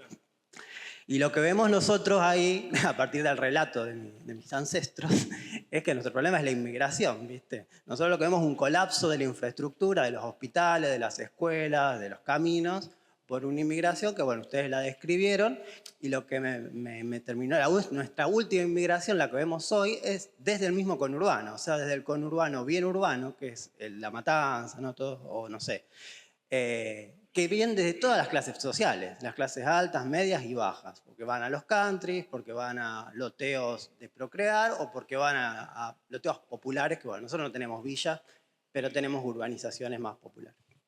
Entonces, bueno, eso me dejó claro muchas cosas. Y mi pregunta viene por la última aportación de Martín, que él vio esto de los parques industriales en cada partido. A mí lo que me pasa es que en los últimos 20 años lo que veo es que cada partido surge una universidad. Yo trabajo en la Universidad de Luján hace 20 años y en los últimos 20 años apareció la Universidad de Moreno, la Universidad de Merlo y por supuesto ahora Rodríguez quiere tener la Universidad en General Rodríguez y yo me pregunto, ¿es necesario que cada partido tenga su universidad?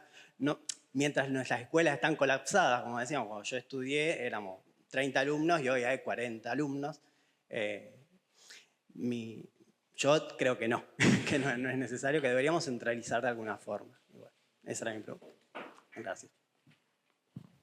Sigue abierto el micrófono. ¿Alguien más que quiera comentar, preguntar, decir algo? Una pregunta y un par de comentarios. Una pregunta en relación a la cuenta Walking Conurban. Mencionaron algo de que tenían algún tipo de recepción y en la que van viendo que vivir en el centro no es visualizado como el centro de Verazategui, podría ser de cualquier otra localidad, no es visualizado como ser del conurbano. Si querían ampliar un poquito de esto y de cómo ven, de alguna manera, en esa recepción que deben tener muchos comentarios y otras cosas más allá de lo que uno ve, que a veces por privado llegan otras repercusiones en las redes, deben tener más dimensionado eso. Otras formas en que ven esto de la fragmentación del conurbano y cómo la vive la gente, al menos cómo la expresan las respuestas a la cuenta. Eso era la pregunta. Después un comentario, algo que me hizo pensar en relación a algo que dijeron al cerrar, en relación a pensar el conurbano como lo que ha sido efectivamente la resolución de los problemas del interior del país, de provincias del interior del país. Y ahí me llama dos cuestiones. Una, que esto un chivo para después cuando vean los videos, nosotros estuvimos discutiendo en otra mesa los problemas y los desafíos de repensar la estructura política administrativa del país, porque no puede haber distritos que tengan más población que varias provincias y, bueno, no eligen un senador. Y después del Senado salen las votaciones que salen y en función de eso también hay una redistribución de recursos. Entonces tenemos un país con política, con una división política administrativa del siglo XIX y nos genera estas desigualdades y hay un punto para pensarlo. Esto se estuvo discutiendo en otras mesas. Otro chivo, tenemos después del mediodía una charla sobre universidad y justo el tema de las universidades del conurbano es un tema muy complejo y es una de las cosas que vamos a estar discutiendo porque por un lado están lo que ellos dijeron, vos no podés, cuando hoy conurbano es General Rodríguez y vos General Rodríguez tenés 1 hora y media Moreno y después tenés que subirte al Sarmiento y después te bajás del Sarmiento y a qué universidad vas, estás sumando 3-4 horas. Entonces, depende cómo, y depende si en Rodríguez vivís cerquita de la estación o no. Entonces, quizás Luján queda más cerca, obviamente, pero este tema de que conurbano no se transforme en una ciudad dormitorio donde solo dormís y trabajás y estudiás en otros lados, es un tema que en alguna manera el desarrollo de universidades en el conurbano apuntaba a resolver en algún punto. También tiene mucho de política, o sea, también qué carreras, dónde y para qué, que es un tema que a veces se llama universidad o sea, que se llama, así como se llama parques industriales, a predios que después el mejor de los parques industriales, digo mejor por decir uno de los más de más trayectoria y que tiene fábricas reales, qué sé yo, no tiene todos los predios vendidos, de lo que tiene vendidos, estoy hablando del predio de Pilar. el 60% de los predios vendidos no tiene nada edificado ahí, no estoy diciendo una fábrica, estoy diciendo ni siquiera un galpón, y bueno, es que también tenemos industriales absentistas, se habla de la agricultura absentista, pero tenés industriales absentistas, compraron el lote ahí en el parque industrial por especulación inmobiliaria y lo dejaron ahí vacío. Y para comprar ese lote le dieron un crédito y agarrar subsidio. Entonces ahí tenemos un montón de problemas. Bueno, así como se llama parque industrial a terrenos vacíos o que con suerte tiene algún predio vinculado a veces a la logística, otra cosa, tenemos universidades en el conurbano que se llaman universidad y cuando ves qué carreras tienen son todas carreras terciarias. Entonces le pusiste el título de universidad porque otra vez tu intendente quiere su parque industrial, tu intendente quiere su universidad y otra vez tenés en distintos distritos muy cercanos entre sí las mismas carreras. Y otras carreras, si la querés estudiar, otra vez, o te vas a Luján o te venís a Buenos Aires. Entonces, hay que planificar. Para nosotros la palabrita de todo esto es planificar y algo de conjunto que no responda a los intereses más particulares, coyunturales del gobierno de turno local en cada municipio, en cada esfera.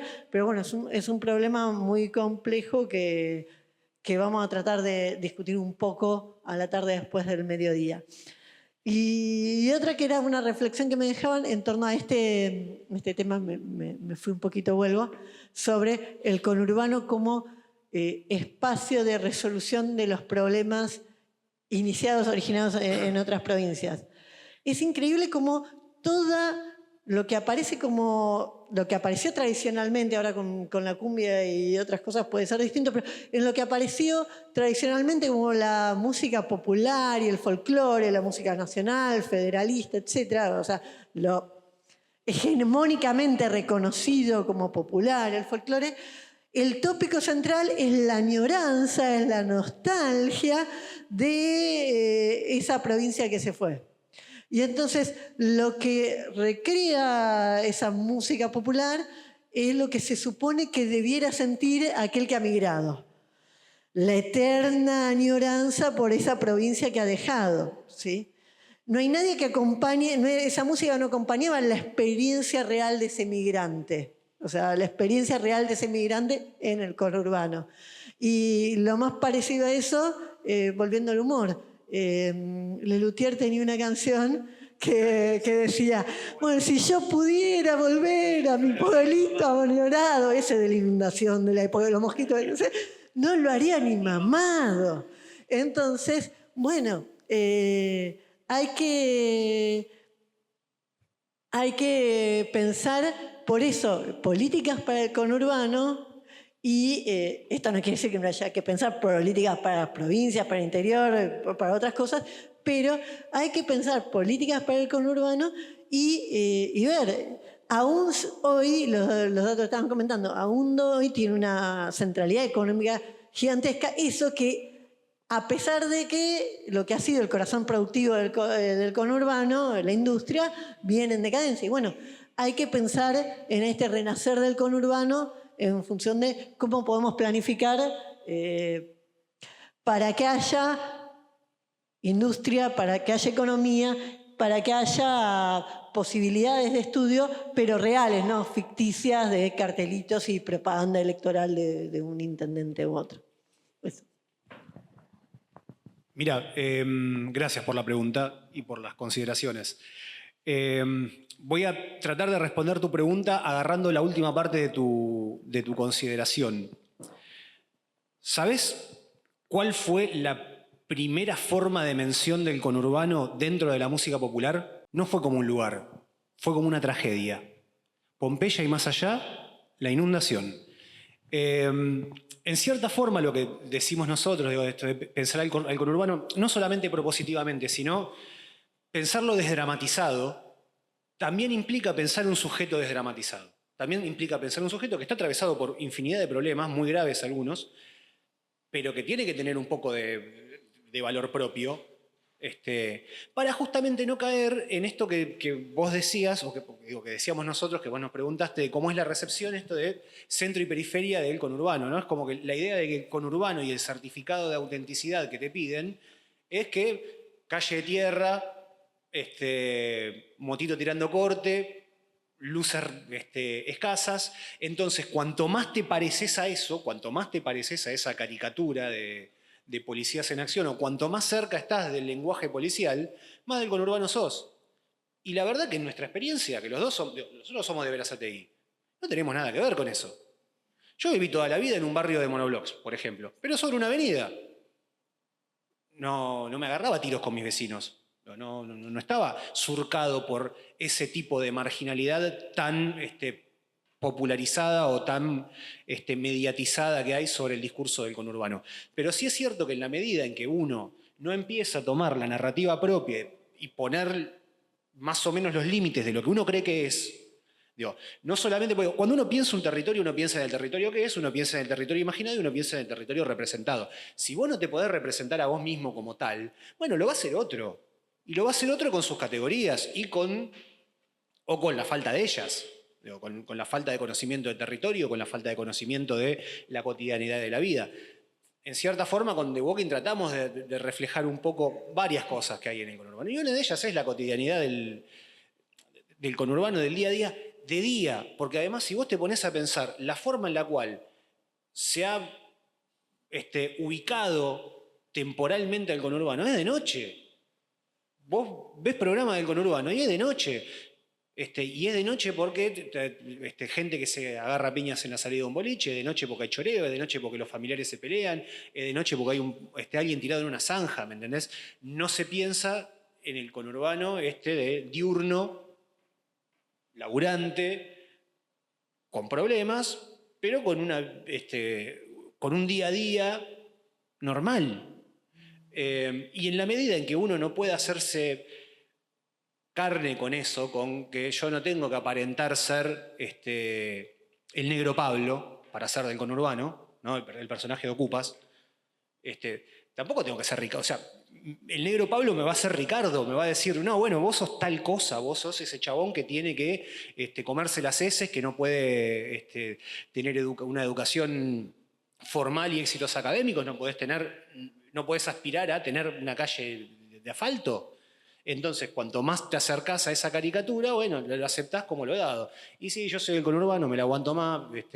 Yo al guiso no le pongo carne, le pongo piedra, porque cuanto más rústico mejor, o más auténtico es. Bueno, eso es lo que a veces sucede en la cuenta, que nos ha pasado, lo que dijo Diego, es verdad, es una anécdota que le pasó a nuestro otro compañero, Ariel, que no vino, que, no, ustedes son unos caretas. Y él le dice, yo soy de Berazategui. Posta, sos de Vera, yo también. ¿De dónde? Y no, vivo ahí en la 14 y Mitre. Ah, sos un careta, eso es del centro. Bueno, viste, o sea, nunca vas a dejar conforme a alguien porque siempre alguien es más conurbano que vos. No sé si la respuesta quedó, o fue lo que esperabas. No, simplemente sumar que me parece que también es complejo dar con una identidad. Ni hablar de la provincia de Buenos Aires, digo, sí, es que existe, más aún del conurbano bonaerense, digamos, fragmentación de los discursos nacionales, del ser nacional, y la globalización que atraviesa distintas prácticas y demás, hacen que esto de, bueno, hay una identidad bonaerense, existe tal cosa, bueno, es discutible. Sí, lo que también me parece que pasó es que quizás vos encuentres prácticas que comparten personas que viven en Caballito con personas que viven en el centro de Berazategui. Y digo, no sé, pedir sushi. En Berazategui de la 24 para allá no hay más sushi. Nadie hace sushi. Digo, nadie va a pedir sushi. ¿Se entiende? Digo, pero en los centros vos tenés acceso a ese tipo de consumos y posiblemente sean similares a los del centro de la capital federal. Entonces digo, me parece que a la hora de pensar un poco también en los imaginarios de la identidad bonaerense, es ciertamente complejo en tanto la fragmentación social que existe. Mencionar, me voy un poco de este eje, pero que es muy interesante, por supuesto. Pero no, me voy creo que algo que Guillermo en algún momento planteó algunas cuestiones, pero simplemente para pensar el problema. De hecho, no, para pensar el problema. En un momento creo que vos dijiste el conurbano, la riqueza del conurbano, los dólares los genera el agro, pero eso es otra cosa. Porque, bueno, cuando uno ve el PBI es mayor, efectivamente, el PBI industrial, el PBI del conurbano es mucho más elevado que cualquier PBI. Entre otras cosas porque el PBI, no sé si es el mejor indicador para ciertas cosas, pero entre otras cosas mide, por ejemplo, la renta del trabajo asalariado, sumado al excedente bruto de explotación, sumado al ingreso mixto. Entonces, efectivamente, en una geografía con mucha población, el PBI, aunque pueda que medirlo per cápita, y eso puede cambiar, pero efectivamente el PBI industrial y del conurbano es más elevado que el del agro. El tema es quién produce la riqueza. Por eso digo, cuando vos planteabas la idea del conurbano, que es algo con mucha riqueza, bueno, ahí quizás Martín algo mencionó acerca de la gigantesca cantidad de subsidios que el Estado da a las empresas en general que van a parar allí donde más se concentra, que entre otros lugares es el conurbano. Entonces el Estado consigue dólares bajo diferentes mecanismos, a través de las retenciones al agro, a través de la deuda externa, ¿no? Y luego establece subsidios a empresas que por ahí no son del todo eficientes. O productiva. Por eso, cuando nosotros pensamos en esta idea de el renacer del conurbano, estamos pensando en cómo elevar esa riqueza, ¿no? Para mejorar las condiciones de vida de la población. Que efectivamente es cierto, no es todo el que está lejos del centro, no es todo policías en acción. Hay una realidad que puede ser diferente. Que hay potencialidades seguramente, pero digo para pensar cómo se estructura la economía en torno al PBI, en torno al agro, en torno a la riqueza y en torno a cómo la Argentina se ha venido endeudando durante mucho tiempo porque es el mecanismo que tiene para mantener a esta burguesía ineficiente, burguesía que no hace más que ser una burguesía choriplanera y que vive del Estado. Y que está, digamos, estamos acá en parte por eso. Mecanismos diversos, retenciones al agro hasta donde fue posible, luego endeudamiento externo, luego desvalorización de la fuerza de trabajo, es decir, caída tendencial del salario, aunque hay momentos de aumento que nunca llegan al momento anterior a la crisis previa, es decir, la tendencia es a la baja. Empleo precario en negro y demás. Así que mencionar esto, pero más que nada para ponerlo en discusión, es decir, bueno, cómo funciona la economía, ¿no? Y hasta qué punto el PBI es un sinónimo de riqueza en sentido estricto, ¿no? Digo, si bien eso es un indicador para medir productividad de muchas series de cosas, tener cuidado a los efectos de ver, bueno, cómo funciona esto. ¿La Argentina siempre fue agraria? Es decir, ¿vive del agro o la Argentina es otra cosa? Bueno, ahí tenemos quizás un punto de discusión, pero que está abierto. Y otra cosa, cuando hablábamos de la vivienda, vos mencionaste la ley de la dictadura, que efectivamente sigue vigente y que eso es un impedimento. Lo que yo no creo es que esa ley sea obviamente, no dijiste eso, pero digo, no creo que esa sea, o las leyes en general no creo que sean el impedimento para resolver los problemas de vivienda. De hecho, y esto lo menciono a partir de un estudio que hicimos del problema de vivienda en el Gran Buenos Aires, luego de la ocupación de Guernica, que eso destapó un montón de situaciones y mostró las contradicciones de todo el capitalismo, es decir, familias que no tienen casa, hacinadas, etcétera, etcétera. Que, insisto, no toda la realidad es así, pero que expresa la situación de mucha gente, que es la Ley de Acceso Justo al Hábitat de la provincia de Buenos Aires, que entre uno de esos artículos, no recuerdo si el 53 o el 55, aparece la expropiación de terrenos en desuso, que está lleno, en parte en Gran Buenos Aires también, pero en el conurbano. Y esa ley no ha funcionado demasiado. Todo el programa de lotes con servicio, no, funciona, sí, se dan, sí, resuelve problemas, muy poco. La idea de ocupar un 10% de aquellas zonas donde se construyen countries, que acá se mencionaba, porque frente a la problemática de vivienda de millones, se lanzan proyectos inmobiliarios y todo ocurre en el mismo espacio. Nosotros tenemos compañeros que militan en Guernica y en Ezeiza, a los que vamos asiduamente, y uno va a Guernica y pasa por la Néstor Kirchner. Y cuando pasas por la Néstor Kirchner te das cuenta que es una ruta ¿para qué? Para los countries, porque antes no existía. Es muy nueva. Entonces, atravesás una zona donde hay un proyecto y vos decís, che, pero estos son dos Argentinas, en el mismo lugar.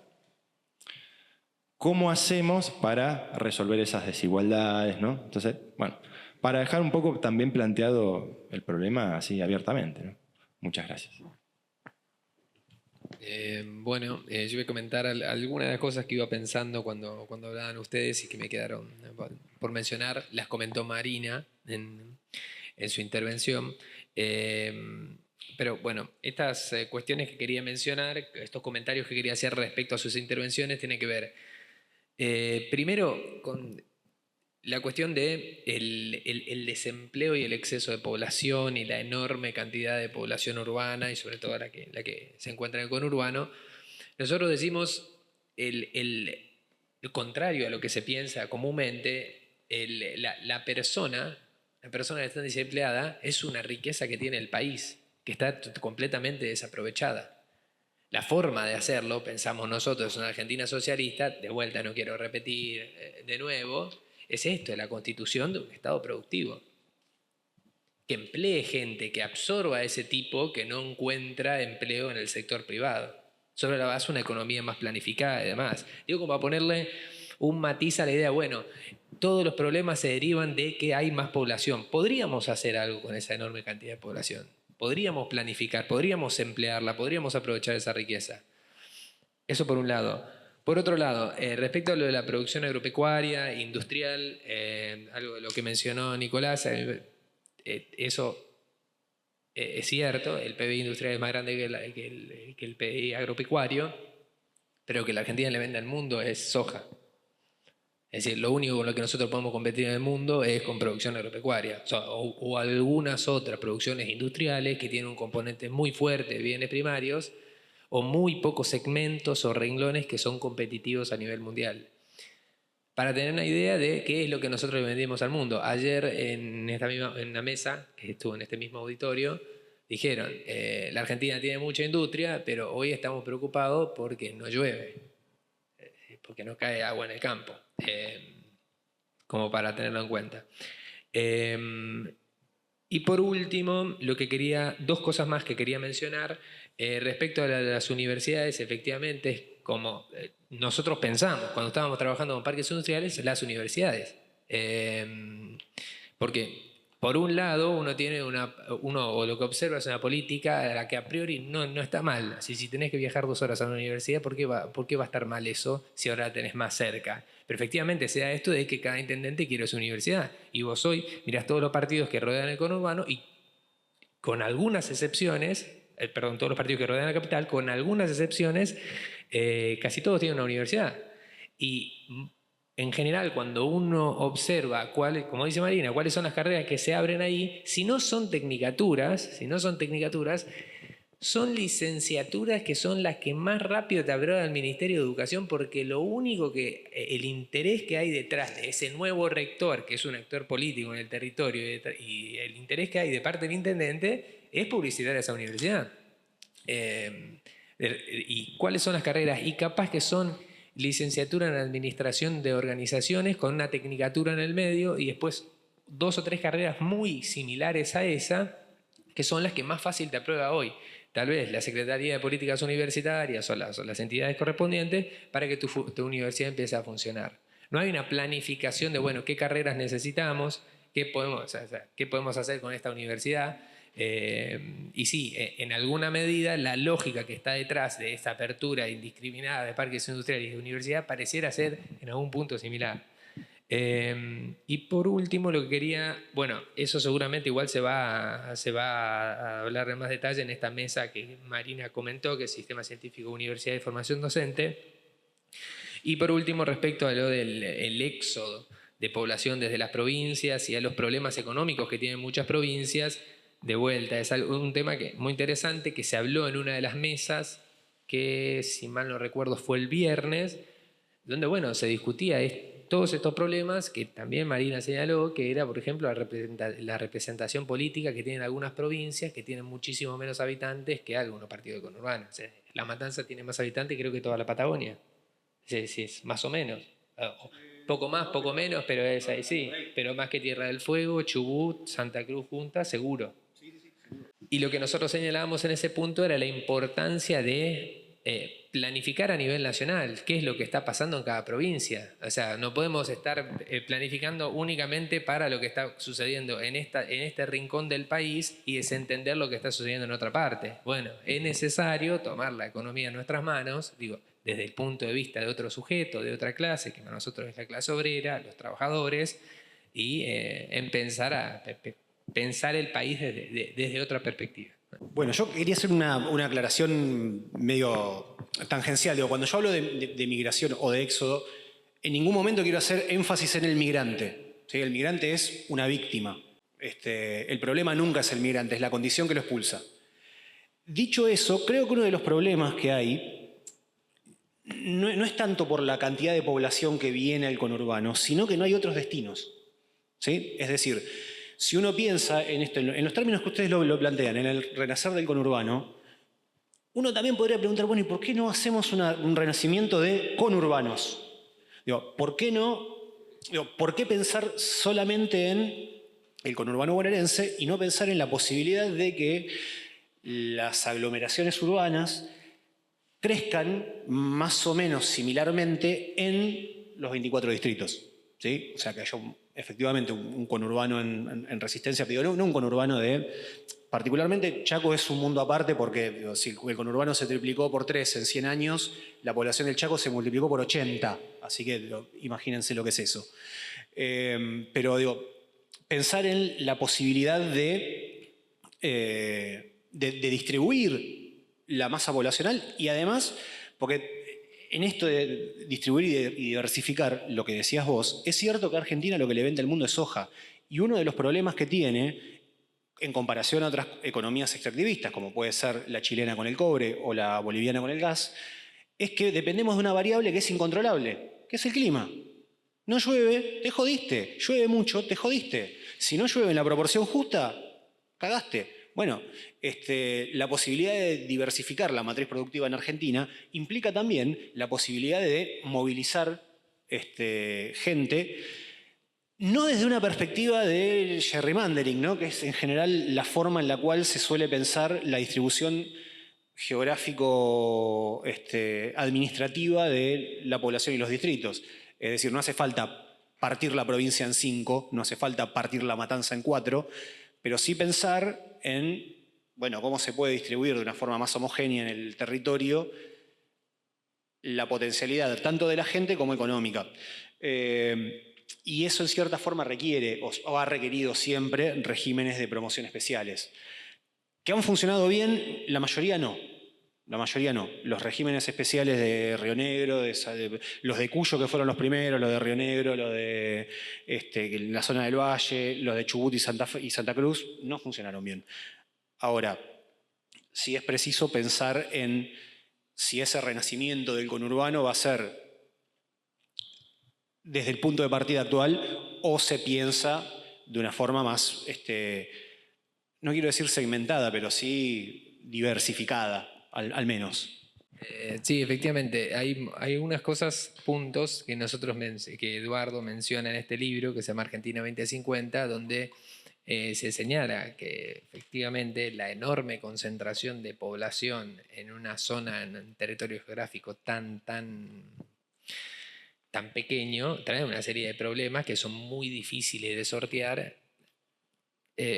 Incluso con muchísima planificación, incluso con muchísimas herramientas que uno puede darse, como esto que estábamos señalando, de la capacidad de generar empleo y demás.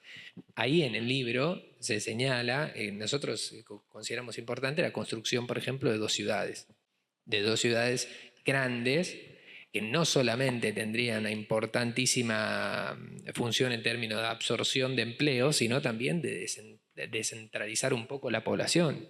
Con esto no quiero decir de llevar población al medio de la nada, llevarla al medio de la Patagonia, no. Estoy diciendo simplemente de planificar cómo está urbanizado el país.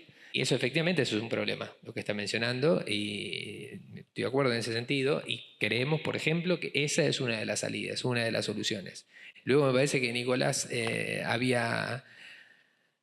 había señalado, había comentado que, bueno, no hay planificación urbana hoy. La construcción de viviendas de parte del Estado de manera planificada y de manera como se dice, de manera centralizada, te permite, me parece, sortear un montón de problemas que son generados justamente por este crecimiento espontáneo de la mancha urbana en torno a la capital federal. Bueno, eso. Muchas gracias a los cuatro, muy interesante el debate, se abrieron varias puntas y aristas para seguir discutiendo. Sobre todo pensar el tema de la fragmentación social y la fragmentación urbana. Ahí yo me quedé con la imagen, que es una imagen muy típica de la de San Isidro, que de todas formas ese muro no implica que no estén plenamente integrados. O sea, el delivery, el mantenimiento de la pileta, etcétera, etcétera, cruza y unifica a esas dos fracciones de clase o sujetos sociales que la urbanidad parece distanciar, ¿no? Y en ese sentido pensar los problemas del conurbano. En fin, tenemos que cerrar, ya estamos pasados de hora, ahora tenemos un receso y a partir de la 1 continúan las mesas. Muchas gracias a todos por venir y nos estamos viendo.